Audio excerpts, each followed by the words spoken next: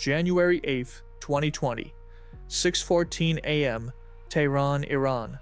A Boeing 737 climbs through 8,000 feet. Inside are 176 people. Families returning home. PhD students heading back to Canadian universities. A newlywed couple. A 1-year-old child. Below them, an Iranian missile operator stares at his radar screen.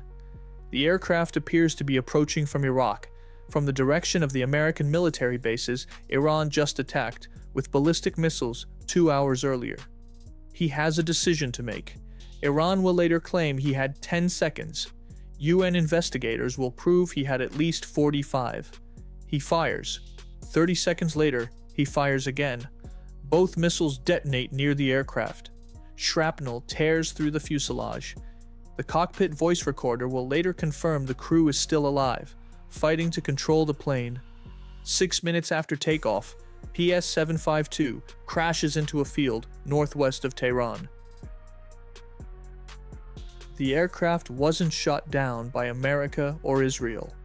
It was shot down by Iran, the same country it just took off from. And Iran will spend 3 days lying about it, calling it engine failure, until video evidence forces them to admit the truth. 5 days earlier, January 3, 2020, Baghdad International Airport. An American Reaper drone circles overhead in the pre-dawn darkness. On the ground, a convoy of vehicles approaches. Inside one of them is Qasem Soleimani, commander of Iran's Quds Force, architect of Iranian military operations across the Middle East, one of the most powerful men in the region. At 1 a.m. local time, the drone fires. 2 Hellfire missiles obliterate the convoy. Soleimani and Abu Mahdi al-Muhandis, deputy chairman of Iraq's Popular Mobilization Forces, are killed instantly. President Trump authorized the strike. Iran calls it an act of war. Supreme Leader Khamenei vows severe retaliation. Iranian military forces shift to maximum alert. Anti-aircraft batteries deploy around sensitive sites across the country, including positions near Tehran's Imam Khomeini International Airport. For 5 days, the entire region holds its breath, waiting for Iran's response. January 8, 2020, 1:34 a.m. Iraq time. Iran launches Operation Martyr Soleimani. Ballistic missiles rain down on Ain al-Assad Air Base in western Iraq, where American forces are stationed. The attack lasts 80 minutes. The Iraqi military counts 22 missiles. The Pentagon settles on 16. No Americans die, but the concussive blast caused traumatic brain injuries in 110 service members. In Tehran, Iran's military command expects immediate American retaliation. Fighter jets, cruise missiles, maybe even a full-scale war. Their air defense systems are armed, crews on hair-trigger alert, fingers hovering over firing mechanisms. At 3:40 a.m. Tehran time, 2 hours and 32 minutes before PS-752 will depart, the U.S. Federal Aviation Administration issues an emergency NOTAM prohibiting American carriers from operating in Tehran airspace. The reason? Heightened military activities and increased political tensions, creating potential for miscalculation or misidentification. The FAA sees the danger. But Ukraine International Airlines, not part of the FAA distribution system, never receives this warning. Iran issues no such warnings, no NOTAMs about military danger, no closure of airspace. 9 civilian flights depart Tehran that night. Lufthansa Flight 600 to Frankfurt takes off at 1:13 a.m. Turkish Airlines to Istanbul at 3:35 a.m.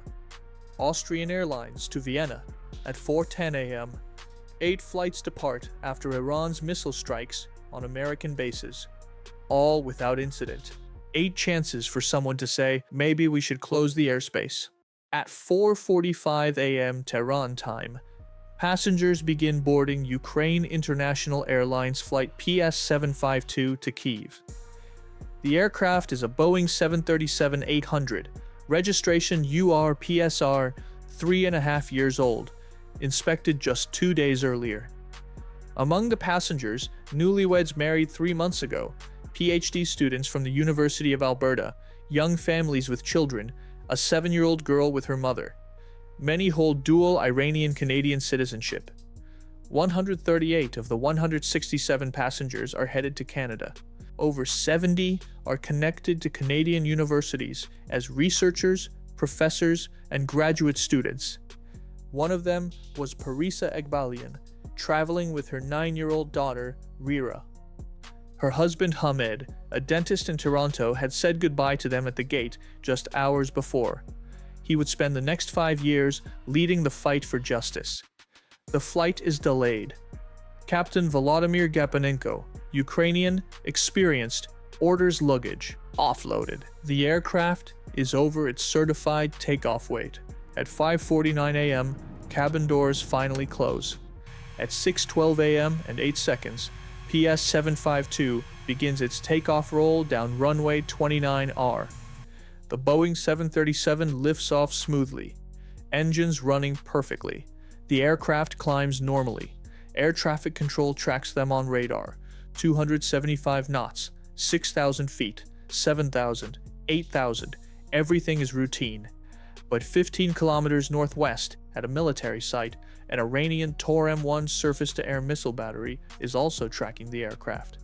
The Tor M1 is a Russian-manufactured system designed to shoot down aircraft at low to medium altitude, exactly where PS-752 is flying. The operator's screen shows the aircraft, but there's a critical problem. The battery's direction indication system is misaligned by 105 degrees. This means PS-752, actually flying northwest from the airport in the southeast, to be approaching from the southwest, from the direction of Iraq.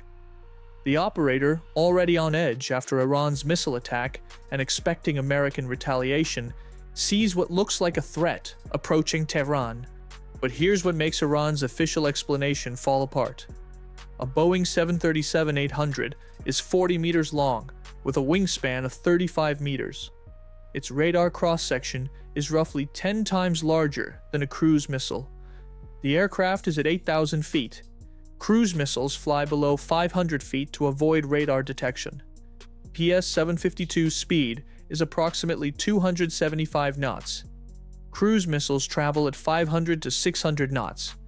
The Tor M1 system includes backup automated identification software that recognizes civilian aircraft transponder signals. PS-752 is broadcasting its identity, squawking its assigned code, visible to any system designed to distinguish civilian from military aircraft. At 6:14 a.m. and 41 seconds, 2 minutes and 33 seconds after takeoff, the operator fires the first Tor M1 missile. According to Iran's official report, he had 10 seconds to make this decision. UN Special Rapporteur Agnès Callamard's investigation will determine he actually had at least 45 seconds. Nearly a minute to evaluate the target, check its characteristics, call his command chain for authorization as regulations require. He does none of these things. He fires without authorization from his commanders. The Tor M1 uses proximity fuses that detonate near targets. 18 seconds later, at 6:14:59, the first missile explodes beside PS-752. Metal fragments tear through the fuselage, puncturing hydraulic lines, shredding electrical systems, damaging flight controls.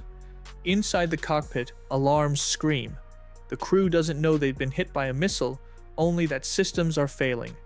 30 seconds after the first launch, the operator fires again. At 6:15:24, the second missile detonates. The damage is catastrophic. The pilots fight for nearly 3 more minutes, with massive structural damage, at low altitude, with failing systems. They're trying everything their training taught them.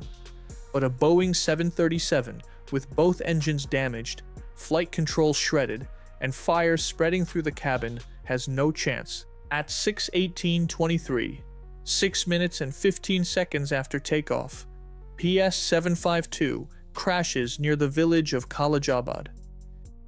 All 176 people, 167 passengers, and 9 Ukrainian crew members die instantly. Wreckage scatters across 450 meters of farmland, orchards, and a soccer field. Miraculously, No one on the ground is killed. Within hours, Iranian officials issue a statement. Mechanical failure, engine problems, technical malfunction. State media broadcasts this narrative. At the crash site, Iranian authorities begin collecting wreckage, moving debris, disturbing the scene. Before international investigators can arrive. On January 9th, videos surface on social media. Surveillance footage from Tehran's Paran suburb shows a flash and explosion in the night sky. An anonymous person filmed it and posted it to Telegram, taking enormous personal risk. Iranian researcher Nariman Garib obtains the video and passes it to the New York Times. The Times Visual Investigations team verifies it using geolocation and flight path data. Bellingcat confirms the camera location.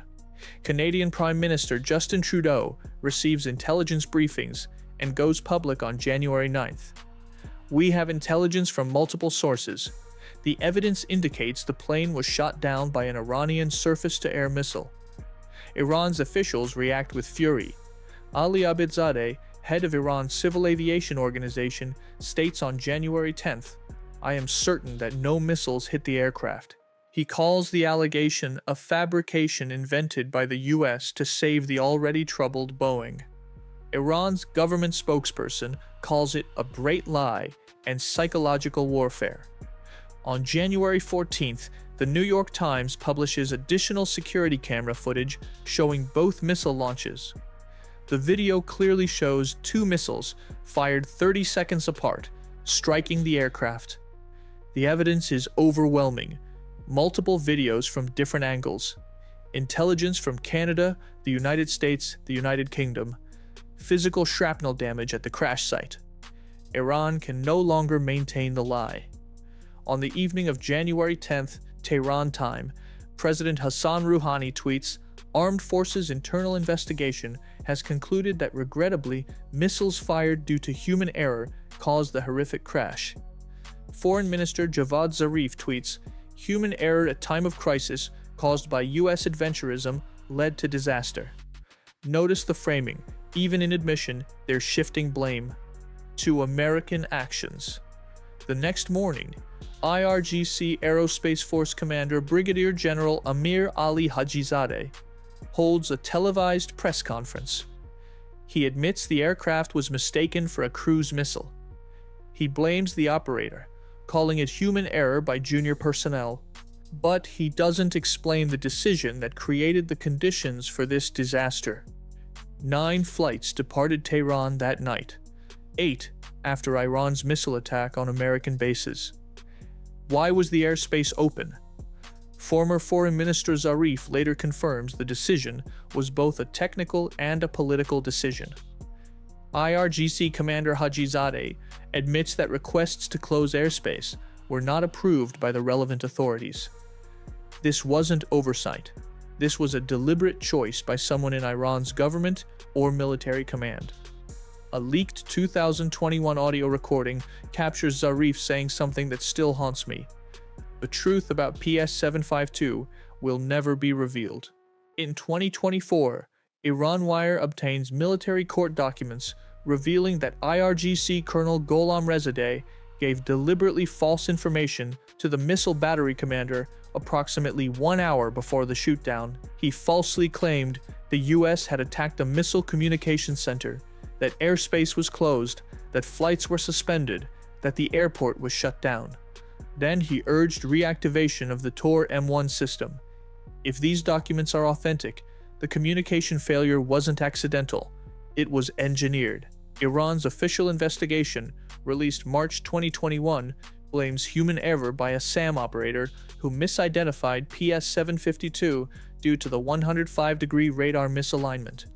The report assigns responsibility to a few junior personnel without holding senior commanders accountable for keeping airspace open. Canada's forensic team report in June 2021 contradicts this entirely. Their findings: Iran failed to ensure airspace safety. The operator fired without authorization. But critically, command failures were systemic. 9 flights departed before PS-752, each appearing from the wrong direction due to the same misalignment. Nobody in the command chain noticed. This wasn't one operator's mistake in a hierarchical military structure like the IRGC. Prime Minister Trudeau wrote, "Flight PS-752 was shot down due to their recklessness, incompetence, and wanton disregard for human life. 176 people died. The youngest was 1 year old. The oldest was 74. 15 children. These weren't soldiers or combatants. They were civilians on a routine flight. PhD students pursuing degrees. Young families. A baby who never got to grow up. That's what makes this unforgivable." Iran's military court announces verdicts in April 2023 after closed-door proceedings. 10 armed forces members are sentenced. The missile system commander receives 13 years for aiding and abetting manslaughter and disobeying orders. Others receive 1 to 3 years. The International Coordination Group, representing Canada, Sweden, Ukraine, and the United Kingdom, states, "Neither the trials nor the verdicts bring truth or justice to the families." Iran's Supreme Court later finds 12 flaws in the verdict and orders a retrial. In Canada, Ontario Superior Court Justice Edward Belobaba rules in May 2021 that the shootdown was intentional and constitutes an act of terrorism under Canadian law. He names Iran, the IRGC, Supreme Leader Ali Khamenei, and several military commanders as defendants. Damage awards totaling 249 million Canadian dollars are issued to families of victims, but enforcement is impossible. Iranian diplomatic properties are protected by sovereign immunity. Canada's Supreme Court refuses to hear the family's appeal. In June 2024, another Canadian ruling finds Ukraine International Airlines negligent for failing to conduct proper risk assessment before operating flights out of Tehran during a military crisis, removing the Montreal Convention's liability cap. At the International Court of Justice, Canada, Sweden, Ukraine, and the United Kingdom filed joint proceedings against Iran in July 2023, alleging violations of the 1971 Montreal Convention. They seek acknowledgement of wrongful acts, a formal apology, assurances of non-repetition, and full compensation. Iran challenges the court's jurisdiction. The case will take years. Iran offered $150,000 per victim in December 2020. Canada, Ukraine, and the Families Association rejected it as humiliating and insulting. 5 years later, families continue fighting for accountability. What happened on January 8, 2020 was the result of decisions to keep airspace open during a military crisis, to position anti-aircraft systems near a civilian airport without proper coordination, not to issue warnings, operations, to lie for 3 days while families grieved. And when that operator saw an aircraft on his screen, he decided to fire without authorization, without verification. Twice. 176 people paid for those decisions with their lives. The families still wait for answers, for accountability, for justice. And the question that haunts this tragedy remains: why was the airspace open? Was this human error or something more deliberate?